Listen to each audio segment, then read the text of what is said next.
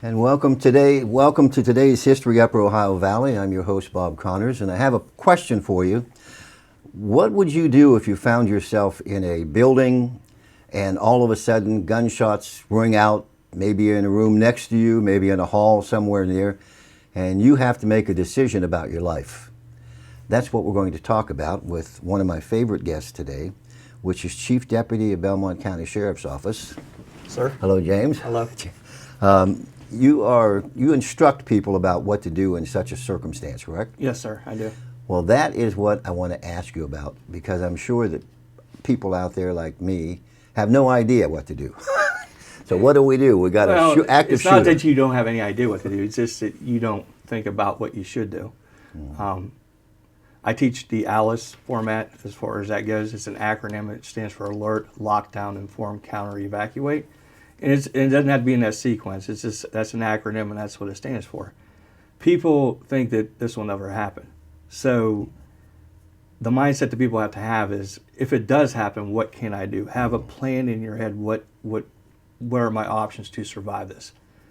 By the time the shooting starts and law enforcement arrives, the typical time is around 8 to 10 minutes, and that's going to be the longest 8 to 10 minutes of your life. I bet.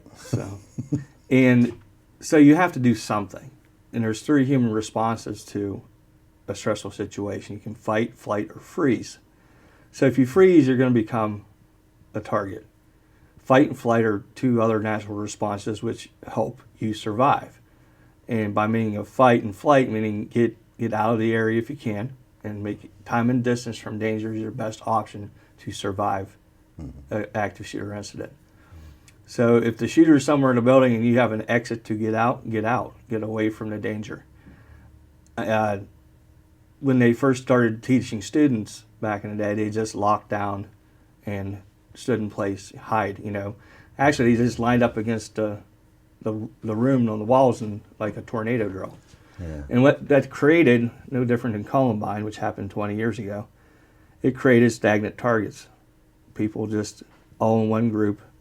And that's pretty easy for a shooter to go in a room and just have everybody lined up and not moving. So that they found that does not work. So Yeah. you have to do something other than that. Now, you can lock down in your room if need be, but we teach lockdown and barricade. Not only do you lock down, but you find a way to barricade the door in a certain manner where somebody can't come in. Because some of these shooters are not going to spend time trying to get in a door that they can't get into. Yeah. They're going to be a little anxious about hanging around. Move Yeah. on to easy targets. They're looking for easy targets. Some shooters are. Now, there's different type of shooters, too. I mean, you have the shooters out for numbers. You have the shooters that are target-specific, meaning, say, a husband and wife having a domestic, husband or wife goes to the other workplaces to revenge. These people are going to go to that specific person and maybe hurt them. But they're also going to hurt people that tried to stop them, too. So the main thing is have a plan. I mean, think about what if this would happen and what can I do? Okay, so you can have that ready to go so you have an idea, even if you've never been around anything. Correct. So put an idea in your head. What do I do if this happens? Yes, because if you have an idea in your head, you're going to react faster. It's called OODA loop. OODA loop stands for Observe, Orient, Decide, Act. And most people, OODA loops are this big. But if you shorten it, and you orient something, and you decide and act on it, you already have a thought in your head what you can do. You're going to be faster in what you do and hopefully survive these incidents. And we teach that too. So you teach people to start thinking about where they are. Yes, where they are. How do you get out of this building? Certain ways out. Can you use windows to get out of a building? Yes. We teach that. Like I said, we're big on evacuation, getting out. So, 'cause that's your best chance to survive. Just to help me understand this, and maybe some of our viewers, if I go to a motel or hotel, what my normal plan is I go and look and see how do I get out of here in case there's a fire or something. I have a plan as soon as I get there. You're talking about doing that wherever you are. Correct. Right? I mean, that can, because active shooter incidents happen in schools, churches now, open venues, nightclubs, It's happened, think about all the active shooter incidents that we've had since Columbine. And they're happening at just anywhere now. Malls, movie theaters, that's happened there. So it's pretty important that you have an awareness of your surroundings all the time. Right. Not to be paranoid or anything, just have an idea. When you go someplace to eat, I always find where I came in, that's one exit, but I always look for a second exit in case I need it, how to get out. And that's just something I do. Yeah. And I've been, 28 years in law enforcement, that's just something I think about. But the normal person, they don't think that way. So, but you have to start doing that. And you got to have a mindset that if something should happen, how can I get out, one, and how can I become a moving target instead of a freeze, stagnant target. And a moving target is a lot harder to hit Correct. than a standing target. Oh, absolutely. Yeah. So just, I think maybe we could talk a little bit about our culture now, that we should be more aware than we used to be. Things have changed. Things have changed. Back when I was St. Clairsville High School, I graduated in '87. Never thought about this. Nobody ever did. I mean, kids used to come to school that hunted. Used to have shotguns in the back of their trucks. Yeah. Pulling up to the lot and going to school. You can't even dream about doing that now. And we're in this society that's violent. I mean, our society today with the younger kids, the generation coming up, I mean, they have video games out there that are violent games. Oh, really? I know. Really violent games. I played, Pac-Man and that stuff. Now these kids are playing, shooting games that are very, very realistic. So. Yeah, that's kind of, whether we like it or not, playing those kind of games where you repeatedly are doing this, you're telling your brain how to shoot people. Correct. Yes, you are. And that it's okay. And the more you hit, the better. Yeah, it's a game. It's a game, and it's not a game. But some, I'm not saying all active shooters play these games. I'm just saying it doesn't help the situation with today's society.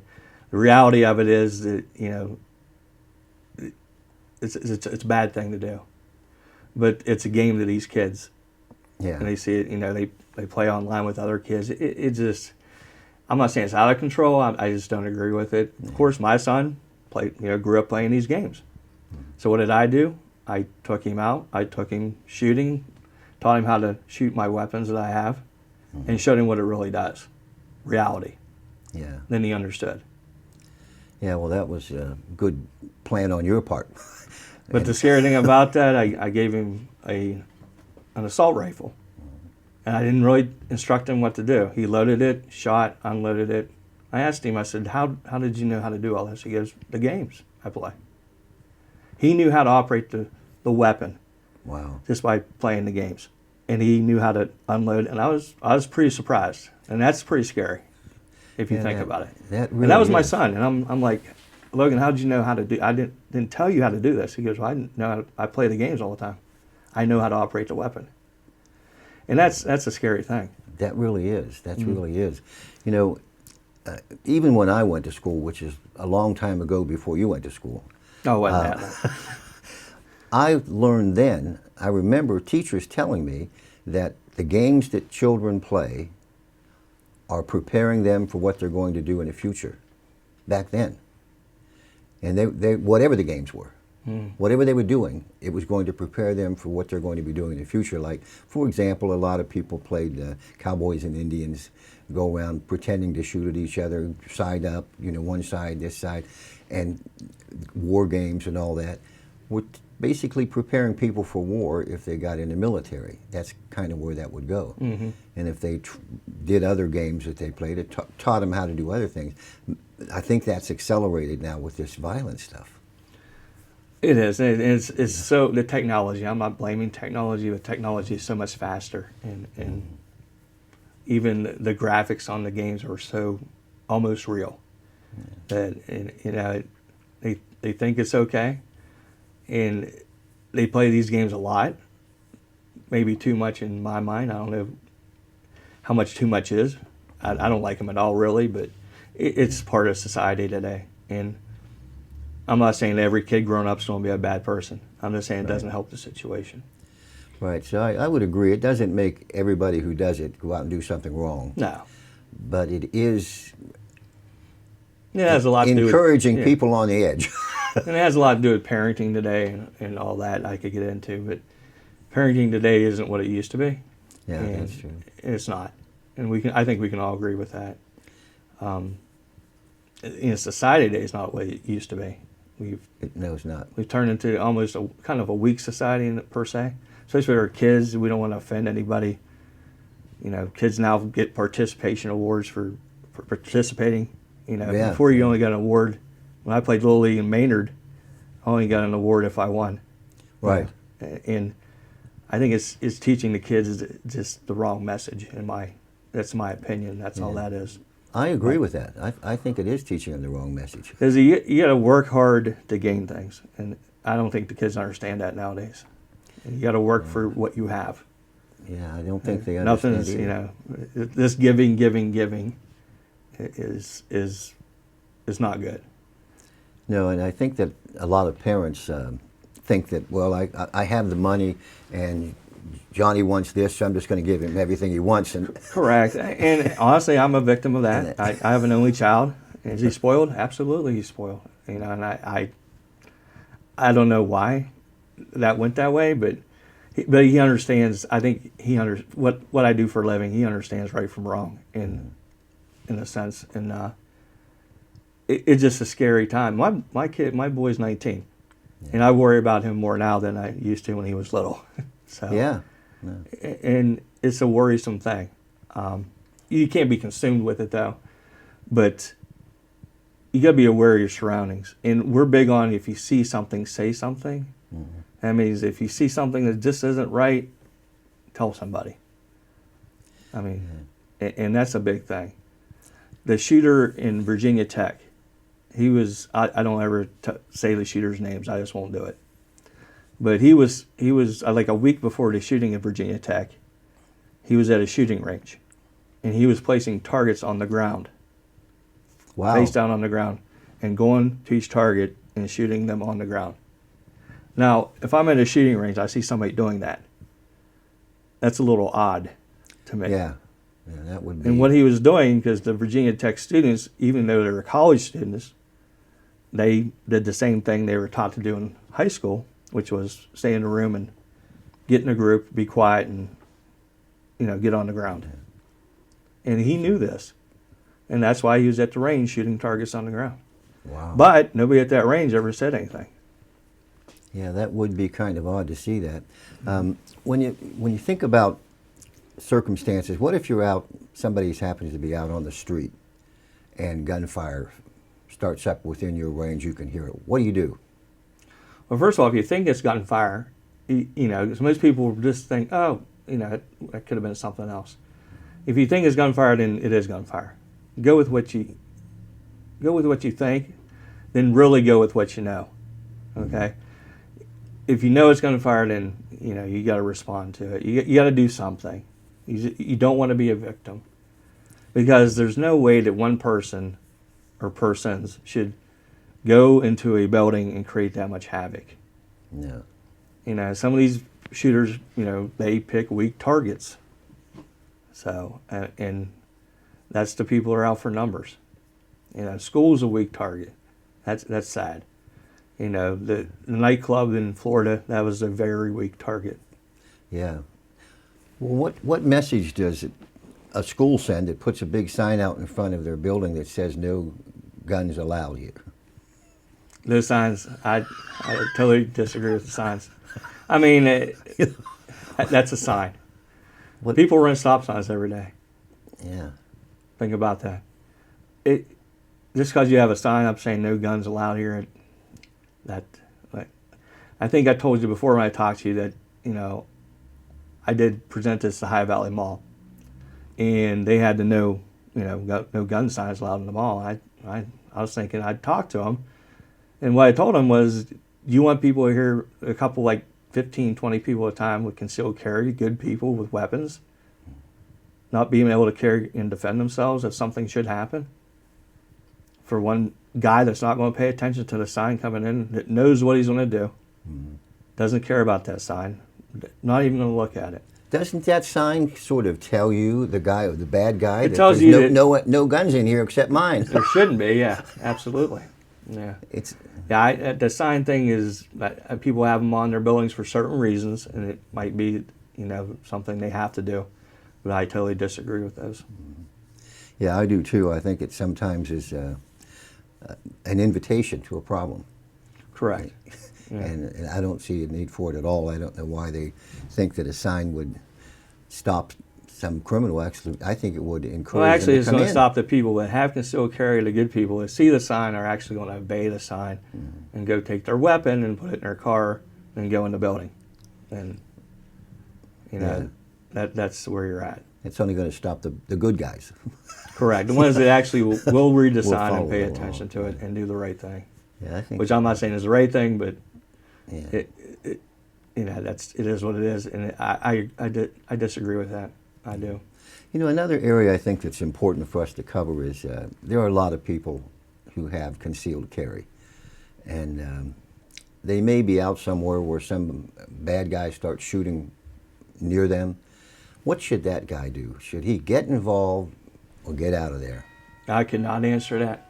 Here's the reason: you're not going to know what you're going to do until it happens. Unfortunately, it all deals with training, how much you shoot, how confident you are. Yeah. And if it's just somebody that has a concealed carry that qualified to get the concealed carry and is not proficient, they may not have the mindset to react. Yeah. But if I'm telling you, if their life's in danger or their family's life is in danger, they have that weapon, I'm pretty sure their human instinct will take over and fight fire with fire per se. Yeah. But just being a person out and seeing something happen, because everybody's worried about getting sued and did I do the right thing, and Yeah. what. And a lot of concealed carry people have stepped in and helped law enforcement, have stopped things from happening, and I applaud those people because it's the right thing to do to stop the evil. I mean, if you can stop it, and a weapon on a weapon is your best chance. Yeah. To stop that. Yeah, that would get the attention of the bad guy. Might Correct. drive them out. That would throw them off tremendously. Yeah, because they're looking at, I'm going in, and these people have no idea what I'm going to do, and I'm going to be successful. Yeah. So. Well, I've had a belief for a long time that these people are cowards, and they overload their weapons and go after places where there's people have no guns, there's no way to protect themselves because they're cowards, and I believe they kill themselves at the end of that sometimes for the same reason, so they don't have to own up to what they did. Correct. Most of the active shooters that go in somewhere like that, they don't plan on coming out. Yeah, and that's a dangerous person. Yeah, if they don't have any regard for their life, then they certainly do not have any regards for your life. For anybody else's. No. One more thing that I think impacts this kind of violence that we're living in now. I want to ask you just what your opinion is on the loss of moral training and values that we've suffered in this country over the last few decades. We're becoming less and less moral as a society. I see. They don't have any respect for life. In a sense, yeah. And it has a lot to do with everything. I mean, the drug problems we have. That's one big issue we have. There's a lot of drugs anymore, and it's sad. And that's right. People have lost morals in a sense. Yeah. And there's not a lot of people that are old school. And I'd hate to use that term because I never thought I would use it. Being 50 years old, I thought I would use old school, but it applies. It applies now to me, I guess. And I'd still think of myself as a young guy, but I'm not. Yeah. And it's scary, the generation growing up, I just worry about them because I see a lot of things in my line of work and see what my guys do on the road and on a daily basis. Mm-hmm. And if you knew a little bit of what I knew, you'd be scared to death. But it's the way the world is today, and you have to adjust to it. So we have to do something, and that's what we preach. You have to stay up on things, the news, what's going on. Be aware of your surroundings anymore, because before you didn't have to do that, but now you do. Yeah, that's probably one of your most important messages here today is people need to be aware of their surroundings all the time. Correct. You just got to be a little bit alert, more alert. You And know, I kind of do that. I think you're suggesting to people do this. What I do, this is one thing I do when I'm out. If I leave a store like the Kroger store or something like that, I'm going to a parking lot. Because I'm an older guy, I know that I'm now more of a target for these bad guys than I would have been when I was 30. They look for women, easy to knock down, and older men that they attack. So when I walk out of a store, before I go to my car, I look around who's around that store. If somebody's there that looks a little weird, I just stand there for a few minutes and see if they're going to leave. If they start following me in the direction of my car, I get my red flags go up, and I'll just turn around and go back in the store, walk right past them, because they don't want to deal with things out in the open. But that's just one thing I think people can do. Just be aware of what's around you. yeah, if you have a feeling that something's not right, then don't be ashamed to, don't be ashamed to react to it. Is a lot of this stuff would stop. And even the schools that there's indicators of kids that aren't acting right in school that maybe you can't point out active shooters. I mean, if you would see pictures of teens that kill people, they just look like a normal kid. But some of these normal kids get bullied, and then something else may happen in their home life, or something may trigger them That causes them to just to. Is there anything else that we've missed that you'd like to plug in here? Whatever you want to talk about. I think that's about it. It's just the kinds of things. Oh, I know one other thing about. We had an incident recently about a girl got into, a young lady, college age, got into what she thought was an Uber car. Correct. And he murdered her. Yes, I've seen that on TV. And and Uber, of course, comes up with a good way. Uber drivers will give you their names, so you got to confirm if that's the right person you're getting in the car with. But it's no different than Uber drivers and other things that go on social media and how people are lured into certain situations. That guy had a plan. I mean, he was probably just going around trying to pick up people, which is, he found a way to do that. And the more convenient things come for people, the more dangerous it is, per se. So you got to really watch. I mean, I seen that story on the TV, and I thought, wow, that could happen, and it did. And and I noticed that I feel so bad for that lady, that young woman's family. It just got to be heartbreaking. But I noticed that she was on her phone and all into what was going on here when she got in that car. She wasn't aware of the driver or even the car, because when you call Uber, it tells you what kind of car is coming. So you know immediately. Yeah, I've never used Uber. It tells you. Yeah. It shows you the map. It shows you where they're driving, where they are. I mean, you can see it on the phone, and what kind of car it is. So you know exactly what you're looking for. She didn't look at any of that.